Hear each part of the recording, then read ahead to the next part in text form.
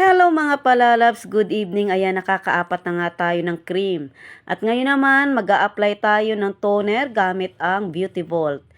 At yan nga guys ay ang ating panglinis sa gabi. And then after nyan, maglalagay naman tayo ng Yunnan Cream Herbal.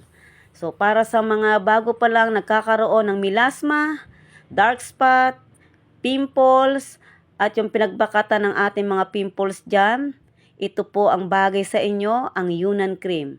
Yan po ay nakakatanggal o nakakatulong magtanggal ng ating mga problema sa ating mukha. So ayan guys, at panglima ko na nga yan.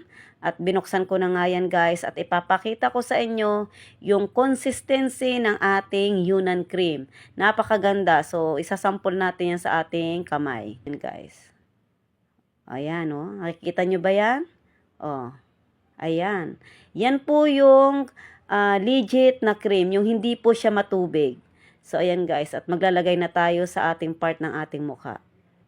And then, after nyan, ikakalat lang ulit natin hanggang doon sa mailalim ng ating baba or papunta na doon sa ating leeg. At kinalat-kalat lang. Diba? Ang ganda guys. Oh, makikita nyo agad sa unang pahid. Diba? Oh. Yan oh. Tingnan nyo naman guys. Hindi pa ba kayo naniniwala?